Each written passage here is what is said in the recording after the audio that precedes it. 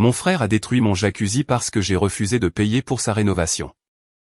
En guise de réponse, j'ai retiré mon nom du prêt que je lui avais cosigné et j'ai gelé son argent. Mais le vrai choc l'attendait sur sa porte le lendemain. Mon frère Benoît a accidentellement reculé son SUV dans mon jacuzzi à 7 500 $ parce que j'ai refusé de payer sa rénovation de maison à 22 000 $. Je crois que j'ai mal jugé la distance, a-t-il ricané. Mon père, Jean, a dit, tu sais comment Benoît est quand il entend non. Je n'ai pas réagi. Ce soir-là, j'ai retiré mon nom du prêt que j'avais cosigné pour lui et j'ai gelé les 9 000 $ que j'avais mis de côté pour l'aider. Mais le vrai choc est venu à 7h20 du matin quand il a trouvé un avis collé à sa porte d'entrée. Le son n'était pas un crash. C'était plus lent que ça. Une longue poussée grinçante, puis une fissure, puis le claquement humide de la coque en acrylique cédant sous le poids d'un Chevy Tahoe reculant au ralenti. J'étais debout à ma fenêtre de cuisine avec une tasse de café à la main et mon mètre ruban accroché à ma ceinture comme il l'est chaque matin depuis mes 18 ans. Le mètre ruban a été la première chose que j'ai achetée avec mon propre salaire d'apprenti constructeur. Le boîtier jaune fissuré d'un côté se rétracte toujours proprement après 16 ans.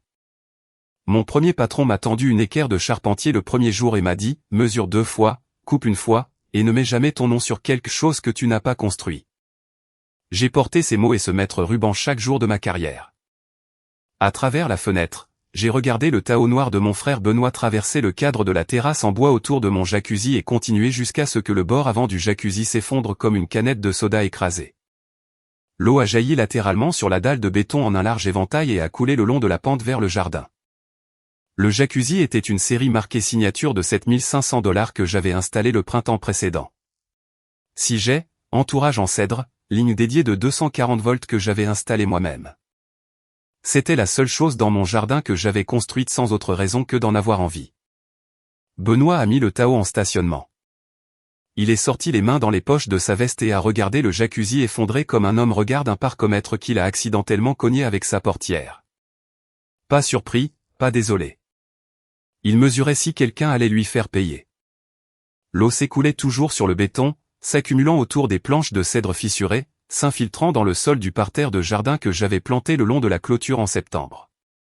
Mon voisin Pierre Lefebvre était debout dans son allée à 12 pieds, tenant un souffleur de feuilles. Il avait tout vu du début à la fin. Il a vu le Tahoe démarrer, reculer, accélérer sur 40 pieds d'allée ouverte, traverser la pelouse, briser l'entourage en bois et écraser la coque. Sa bouche était ouverte, mais aucun son ne sortait. Il m'a regardé à travers la fenêtre de la cuisine. Je l'ai regardé.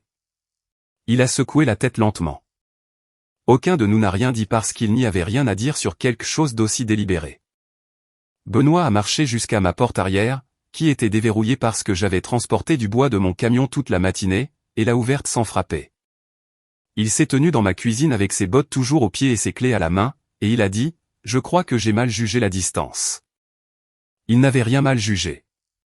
3 semaines plus tôt, je lui avais dit que je ne paierais pas 22 000 $ pour sa rénovation de cuisine et de salle de bain. Il était au chômage depuis mars, vivant de crédit et de l'hypothèque que j'avais co-signé pour lui en avril 2025. Il est venu me voir avec un devis d'un entrepreneur dont je n'avais jamais entendu parler, 22 000 $ pour un démantèlement de cuisine et une rénovation de salle de bain. Je suis un entrepreneur général agréé. Je dirige une entreprise de 2 hommes avec mon associé, Félix Navarro. Callaway Navarro Construction, 12 ans d'existence. Je sais ce que coûte une rénovation de cuisine sur ce marché et ce n'est pas 22 000 $ pour l'étendue des travaux que Benoît a décrite. Le chiffre réel était plus proche de 11 000 $ à 13 000 $ selon les finitions. Benoît avait soit reçu un devis gonflé, soit il prévoyait de empocher la différence. Dans les 2 cas, j'ai dit non. Il ne l'a pas bien pris. Il ne le prend jamais bien. Et maintenant mon jacuzzi était un tas d'acrylique fissuré et de cèdre brisé fuyant sur mon patio. J'ai failli le frapper. J'ai failli poser mon café et traverser cette cuisine et mettre mes mains sur mon frère comme je l'avais voulu depuis que nous étions adolescents. Et il avait cassé mon camion miniature parce que je l'avais battu à un jeu de cartes. Mais le maître ruban était à ma ceinture.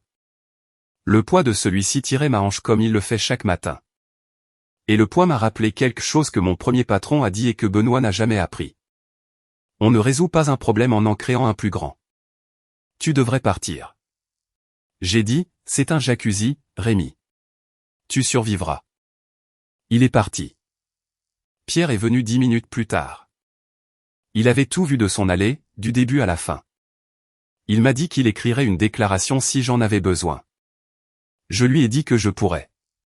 Cet après-midi-là, j'ai déposé un rapport de dommages matériels auprès du bureau du shérif du comté. Pierre a soumis une déclaration écrite de témoin décrivant ce qu'il a vu.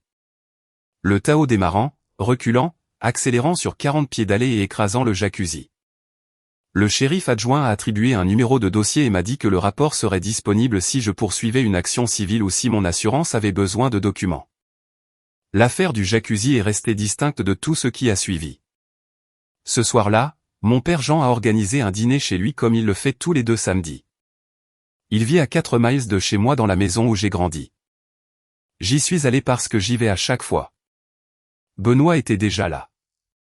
Clara, la femme de Benoît, 2 des copains de boisson de Benoît de son ancien travail, mon cousin David et Pierre, que Jean avait invité parce que Pierre l'avait aidé à réparer une clôture la semaine précédente, étaient également là. Le jacuzzi a été mentionné avant que les assiettes ne soient débarrassées. Rémi, a dit Jean, se penchant en arrière sur sa chaise avec une bière à la main. Tu sais comment Benoît est quand il entend non. Il a toujours été comme ça. Vous, les garçons, devez régler ça. Il a reculé son camion dans mon jacuzzi. Il a mal jugé la distance. Il a mis son camion en marche arrière, a traversé 40 pieds d'allée, a traversé un entourage en bois et a écrasé une coque en acrylique à 6 jets. Ce n'est pas un jugement erroné. C'est une décision. Benoît était assis à l'autre bout de la table, les bras croisés et une expression sur le visage comme s'il regardait quelqu'un se plaindre d'une contravention de stationnement. C'est à ce moment-là qu'il a dit ce qu'il a dit. Et il l'a dit assez fort pour que toutes les personnes présentes dans la pièce l'entendent. 22 000, ce n'est rien pour un gars qui dépense 7 500 pour un jacuzzi où il s'assoit seul parce que sa femme est partie. Tu balances un marteau et tu coules du béton et tu agis comme si tu avais construit quelque chose. Callaway Navarro Construction. 2 gars et un camion. Papa a dû co-signer ton premier prêt commercial parce qu'aucune banque ne te touchait.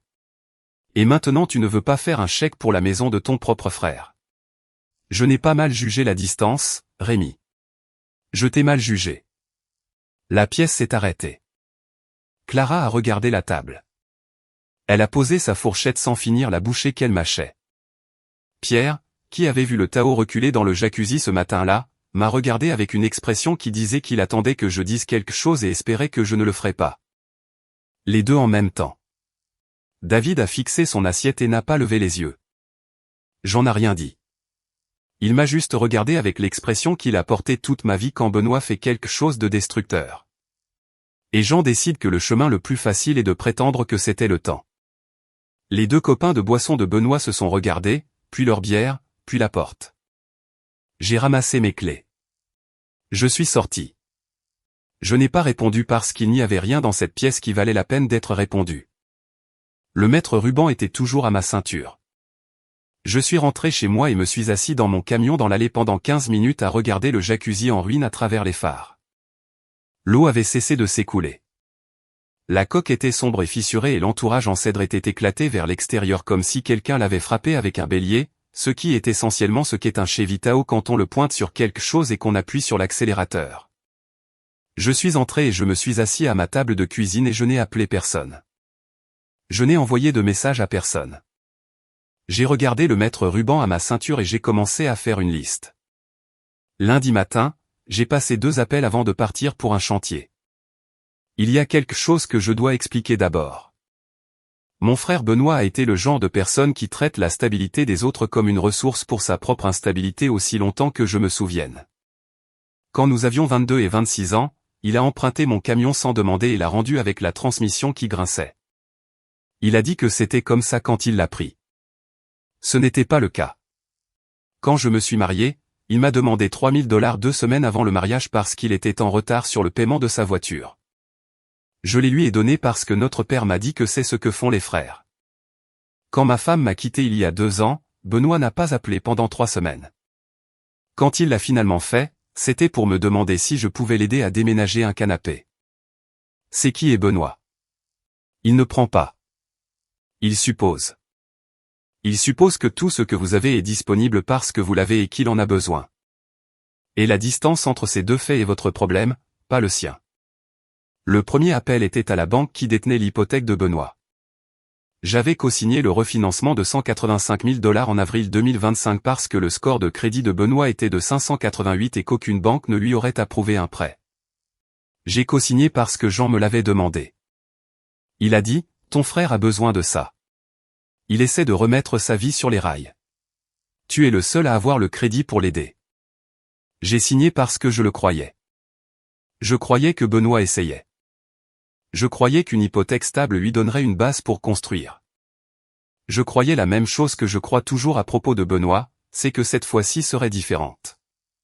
Ce n'était pas différent. J'ai demandé au prêteur quel était le processus pour retirer un co-signataire. L'agent de crédit a clairement indiqué que je ne pouvais pas simplement retirer mon nom de l'hypothèque, mais je pouvais déposer une demande officielle de libération de co-signataire et de refus de futures facilités, ce qui déclencherait un examen complet du crédit de l'emprunteur restant. Si Benoît ne pouvait pas se qualifier indépendamment, la banque ne me libérerait pas. Mais l'examen échoué mettrait le prêt sous surveillance interne des risques et bloquerait toute modification, tout tirage de rénovation ou toute demande de capitaux propres futurs. J'ai soumis les documents cet après-midi-là. Benoît était au chômage depuis 8 mois. Son score de crédit était tombé à 541. Il ne se qualifierait pas pour un prêt. L'examen exposerait tous les facteurs de risque qu'il avait cachés au prêteur. Le deuxième appel était à ma propre banque. J'avais un compte d'épargne avec 9 000 $ que j'avais mis de côté depuis septembre pour aider Benoît avec sa rénovation. Pas les 22 000 $ complets qu'il avait exigés, mais 9 000 $ en matériaux et main-d'œuvre. J'allais contribuer moi-même à prix coûtant, en utilisant ma propre équipe et mon propre temps, en obtenant les permis appropriés et en planifiant les inspections appropriées, en faisant le travail de la bonne manière parce que c'est la seule façon que je connaisse de faire le travail. J'ai transféré les 9 000 $ à mon compte d'exploitation commerciale. Le fonds de rénovation était fermé. L'aide était terminée. Cela aurait dû être la fin. Le retrait du co-signataire et l'argent gelé étaient des réponses proportionnées à un homme qui avait détruit 7 500 $ de mes biens et avait ricané à ce sujet. J'aurais pu m'arrêter là, mais je suis un entrepreneur général agréé. Et les entrepreneurs généraux agréés vérifient la base de données des permis de la ville comme d'autres personnes vérifient la météo. Cela fait partie de ma routine matinale. Je me connecte, examine les permis actifs dans ma zone de service, vérifie les nouvelles demandes et vérifie que rien n'est listé sous mon numéro de licence que je n'ai pas autorisé. Le mardi matin 9 novembre, je me suis connecté au portail en ligne des permis de la ville. J'ai effectué une recherche sur mon numéro de licence. 2 permis actifs sont apparus. Le premier était une reconstruction de terrasse sur Orcharlan que Félix et moi terminions cette semaine-là. Le second était une demande de permis au 44 Fume Birchwood Court. C'était l'adresse de Benoît. J'ai cliqué sur le permis. Demandeur Benoît Callaway. Entrepreneur enregistré, Rémi Callaway. Licence GC 2094471. Étendue des travaux, rénovation de cuisine et remodelage de salle de bain, y compris la mise à niveau du panneau électrique et la relocalisation de la plomberie. Date de dépôt, 28 octobre, 8 jours avant que Benoît ne recule son camion dans mon jacuzzi. Mon frère avait pris mon numéro de licence et l'avait mis sur un permis de construire pour une rénovation que j'avais refusé de payer, effectuée par une équipe que je n'avais jamais embauchée sur une propriété avec laquelle je n'avais aucune implication. Il a forgé mes titres de compétence sur un document gouvernemental. Ce n'est pas un désaccord familial. C'est une utilisation non autorisée d'une licence professionnelle, ce qui dans cet état est un délit criminel et un motif de révocation immédiate de licence. Si le Conseil constate que le titulaire était complice, si l'un de ses travaux de mauvaise qualité échouait et que quelqu'un était blessé, le procès me reviendrait, à mon assurance, à ma caution, à ma compagnie. La compagnie que Félix et moi avions construite en 12 ans, en commençant par un camion emprunté et un prêt de 4 000 $, serait exposée à une responsabilité pour des travaux que je n'ai jamais touchés. Je me suis assis à mon bureau et j'ai regardé la demande de permis sur mon écran pendant longtemps. Le maître ruban était sur le bureau à côté de mon café, le boîtier jaune avec une fissure sur un côté. 16 ans. J'avais mis mon nom sur chaque travail que j'avais jamais construit. J'ai signé chaque permis que j'ai jamais tiré. J'ai soutenu chaque inspection que j'ai jamais passée. Et mon frère a mis mon nom sur quelque chose que j'aurais échoué sur place. J'ai failli appeler Benoît ce matin-là pour le prévenir. J'ai failli prendre le téléphone et lui dire de retirer le permis, de licencier l'équipe et d'arrêter avant que les dommages ne s'aggravent. Mais je suis passé devant la maison de Benoît en allant au chantier d'Orcharlane, et je pouvais voir la rénovation à travers la fenêtre avant et la fenêtre latérale qui fait face à l'allée.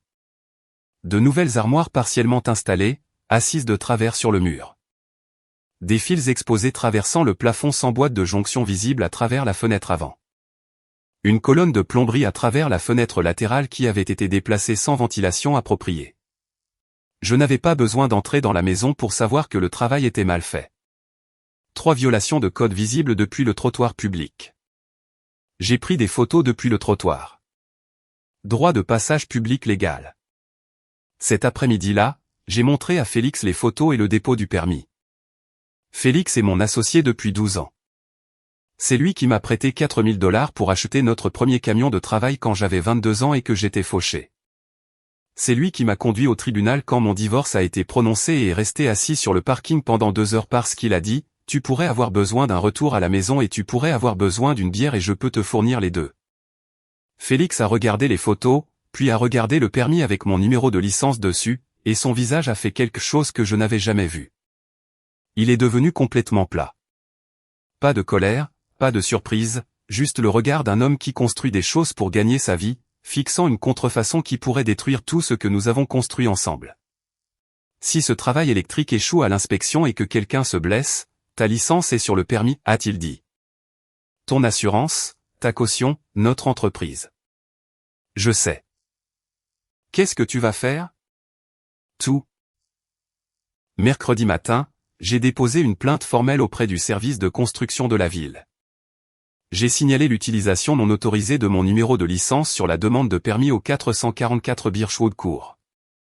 J'ai inclus la capture d'écran du permis, ma carte de licence pour comparaison de signature et une déclaration confirmant que je n'avais aucune implication dans le projet, n'avais jamais visité le site professionnellement et n'avais jamais autorisé personne à utiliser mes identifiants.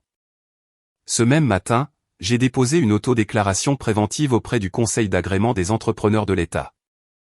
J'ai divulgué la contrefaçon, joint la même documentation et demandé une enquête.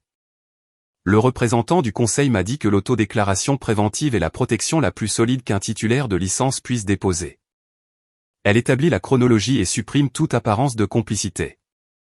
Jeudi, j'ai appelé ma compagnie d'assurance et mon assureur responsabilité civile. J'ai informé les deux que mes identifiants avaient été utilisés sans autorisation sur un projet que je n'avais pas supervisé, inspecté ni approuvé. La compagnie d'assurance a ouvert un dossier et a noté que toute réclamation découlant de travaux à cette adresse serait contestée comme utilisation non autorisée des identifiants du titulaire. Si vous avez déjà construit quelque chose de vos mains et que vous avez ensuite regardé quelqu'un apposer votre nom sur quelque chose que vous n'auriez jamais construit, vous connaissez la différence entre une erreur et une contrefaçon. 5 jours après le jacuzzi, Benoît s'est présenté chez moi. Il a garé son Tao dans la rue cette fois, pas dans l'allée, ce qui m'a dit qu'il avait commencé à comprendre que les allées n'étaient plus un territoire sûr. Il a frappé. J'ai ouvert la porte. Il arborait l'expression qu'il a quand il a répété un discours dans la voiture. Écoute, l'histoire du co-signataire. J'ai parlé à la banque. Ils ont dit que l'examen avait signalé mon crédit. Ils ont mis le prêt sur une sorte de liste de surveillance. Je ne peux pas obtenir de modification. Je ne peux pas retirer de capitaux propres. Et ils ont dit que si je ne trouve pas de travail ou ne refinance pas dans les 90 jours, ils vont commencer à poser des questions auxquelles je ne peux pas répondre. J'ai besoin que tu les appelles et que tu leur dises que tu as changé d'avis. Qui a tiré le permis pour ta rénovation? Son visage a changé. Pas d'un coup. Cela a commencé par sa mâchoire, qui s'est contractée, puis ses yeux, qui se sont déplacés vers la gauche vers la rue, vers le Tao, vers tout ce qui n'était pas mon visage. Puis ses mains, qui sont allées dans ses poches comme elles le font quand il calcule l'ampleur de ses problèmes. J'ai embauché un gars. Il s'est occupé des permis. Le permis porte mon numéro de licence. Benoît GC 2094471. C'est mon numéro, mon nom, mes identifiants sur un projet que je n'ai jamais accepté, jamais supervisé et sur lequel je n'ai jamais mis les pieds. Si ce travail électrique provoque un incendie, c'est mon assurance qui paie. Si cette plomberie fuit dans tes fondations, ma caution couvre la réclamation. Tu n'as pas seulement falsifié un permis. Tu as mis une cible sur tout ce que j'ai passé 16 ans à construire. Il n'a pas répondu. Il est resté sur mon porche pendant longtemps, les mains dans les poches et l'air de novembre poussant devant lui dans ma maison. Sa bouche s'est ouverte une fois, s'est fermée, s'est rouverte. Rien n'en est sorti. Puis il s'est retourné et est retourné à son Tao et est parti sans fermer ma porte d'entrée. Je l'ai fermée moi-même. Puis je me suis assis à la table de la cuisine et j'ai appelé Félix. Le vendredi 14 novembre, à 7h20 du matin, un agent de l'application du code du service de construction de la ville est arrivé au 414 Birchwood Court dans un camion municipal blanc. Il a remonté l'allée, a retiré un avis d'infraction imprimé d'un dossier et l'a collé à la porte d'entrée de Benoît avec du ruban adhésif transparent. L'avis énumérait 4 points. Travaux électriques non autorisés effectués sans supervision agréée, relocalisation de plomberie non conforme sans ventilation adéquate, utilisation non autorisée des identifiants d'un entrepreneur agréé sur la demande de permis, et un ordre d'arrêt des travaux avec effet immédiat. La réparation ou la démolition de tous les travaux non conformes était requise dans les 30 jours. Des amendes de $250 par jour commenceraient à courir après la date limite. Le coût total estimé de la réparation, si Benoît engageait une équipe agréée pour mettre le travail en conformité, était entre $14 000 et $18 000, plus que ce qu'aurait coûté la rénovation s'il m'avait laissé la faire pour $9 000. Benoît a ouvert la porte en peignoir.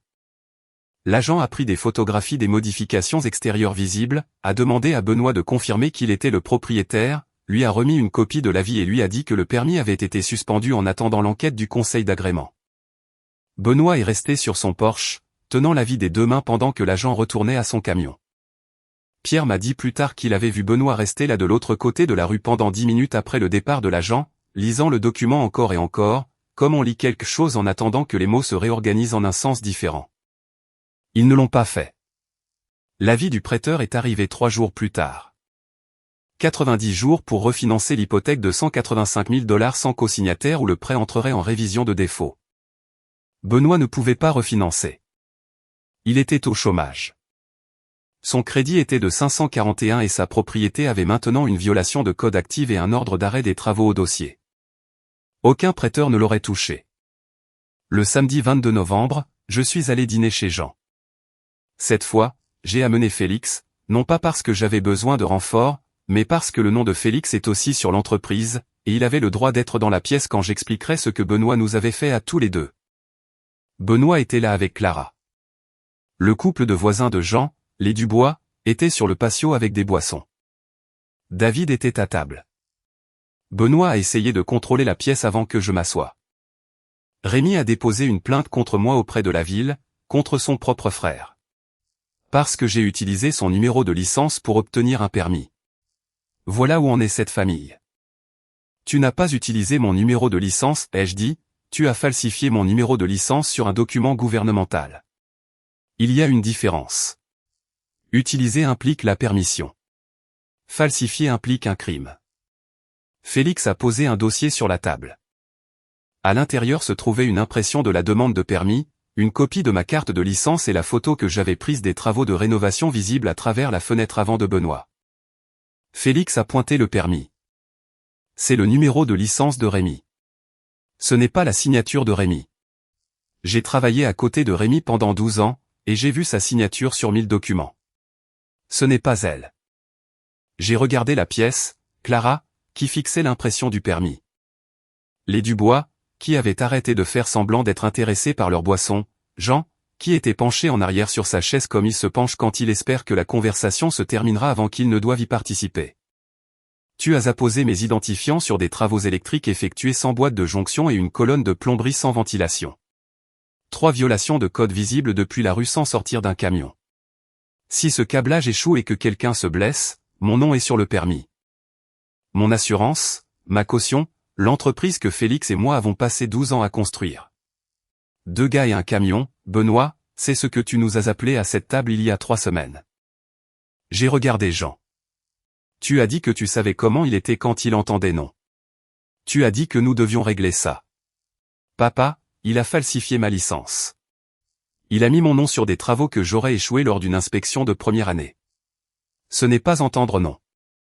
C'est commettre une fraude et espérer que je ne vérifierai pas. La bouche de Jean s'est ouverte. Puis elle s'est fermée. Il a regardé Benoît. Comme on regarde un problème que l'on a payé quelqu'un d'autre pour ignorer. Et la facture vient d'arriver. 2 gars dans un camion, ai-je dit, en regardant Benoît.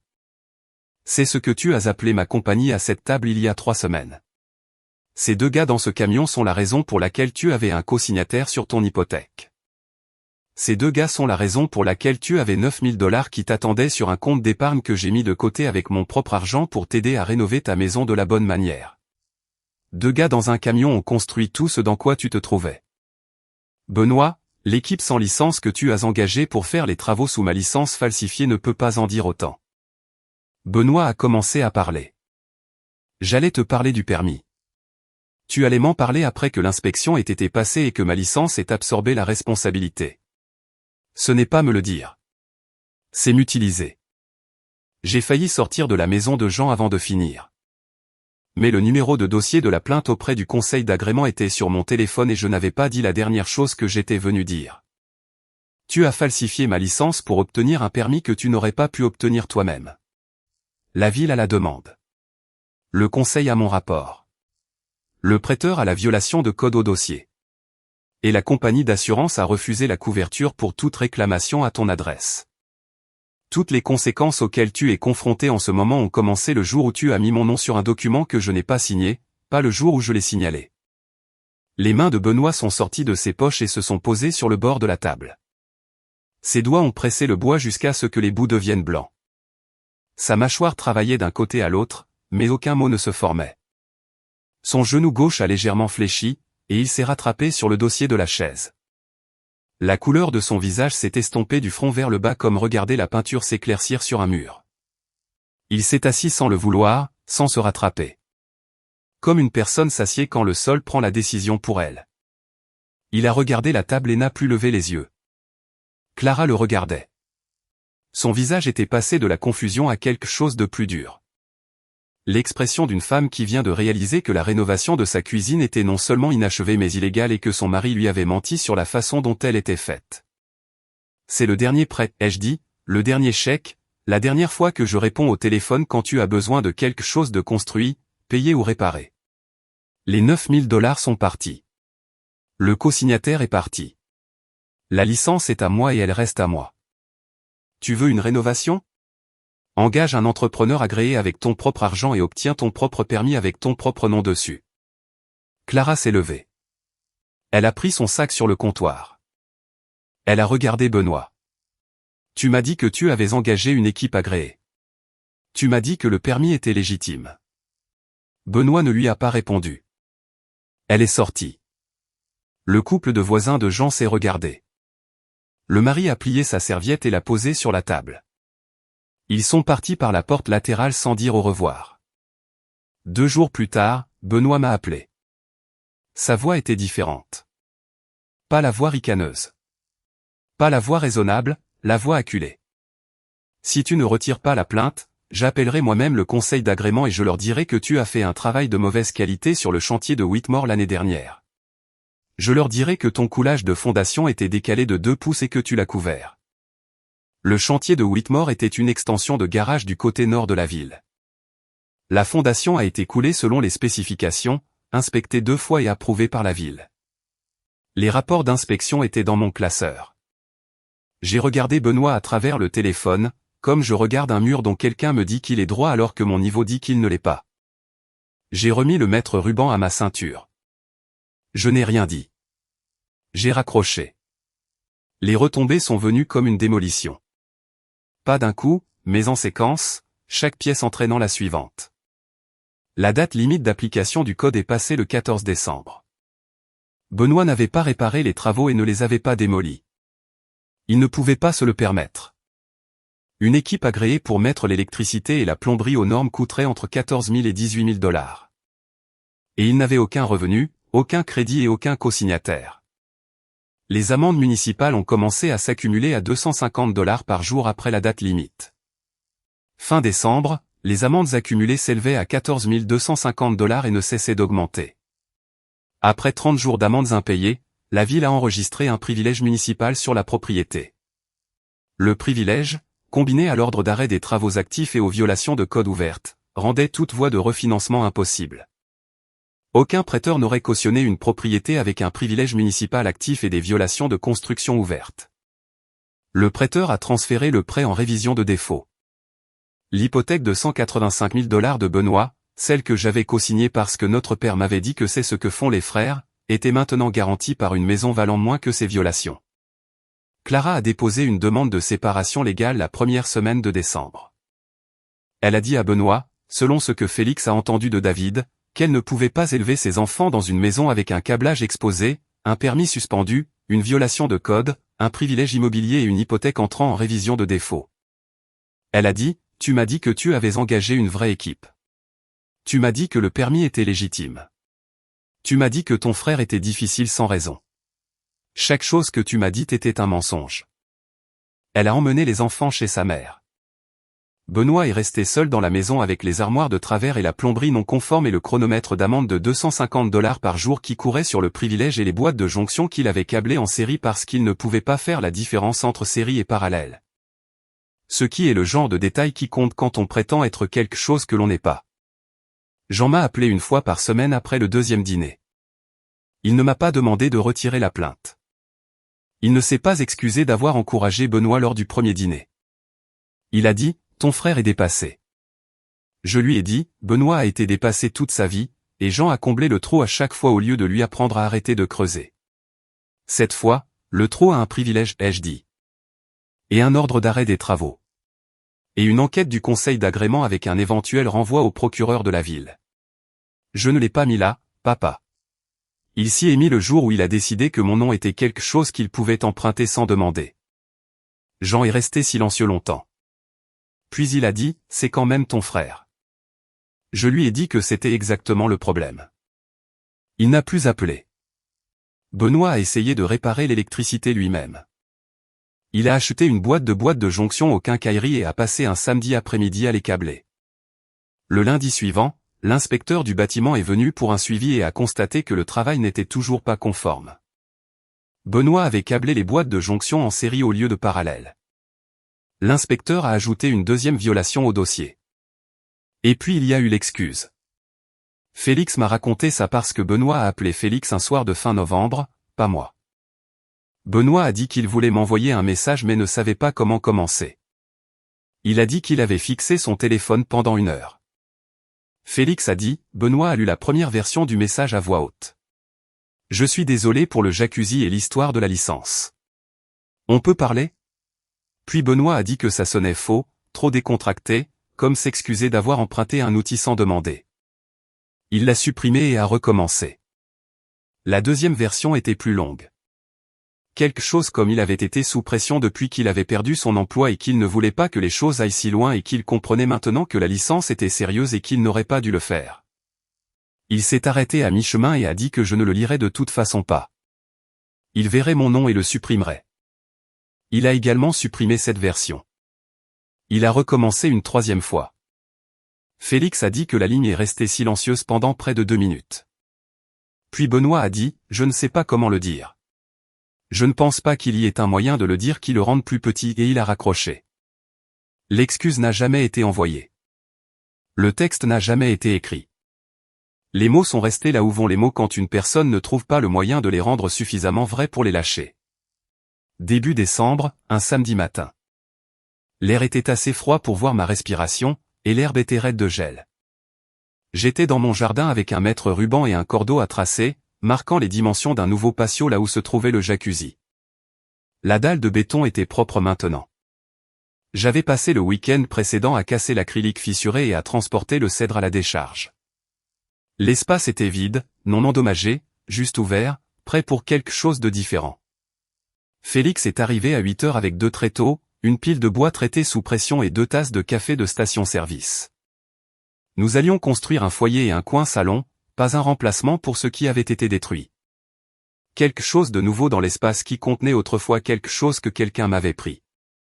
Félix a installé les tréteaux et a dit, tu sais, s'il t'avait juste demandé de faire la rénovation de la bonne manière, tu l'aurais fait pour 9 000 $ et ça aurait passé l'inspection du premier coup. Je sais. Au lieu de cela, il a dépensé plus, a obtenu moins et a perdu sa maison. Je sais ça aussi. Si vous ou quelqu'un que vous connaissez avez déjà vu quelqu'un apposer votre nom sur quelque chose que vous n'avez pas construit et vous reprochez ensuite de ne pas l'avoir aidé à le faire, sachez ceci. Votre nom est le vôtre. Votre licence est la vôtre. Et les personnes qui la falsifient ne sont pas de la famille. Ce sont des responsabilités. Le mètre ruban s'est déroulé jusqu'à 48 pouces. J'ai marqué le premier trou de poteau. Félix tenait le cordeau à tracer. Le soleil de novembre était mince et pâle, mais c'était suffisant. À travers la clôture, je pouvais voir la rue.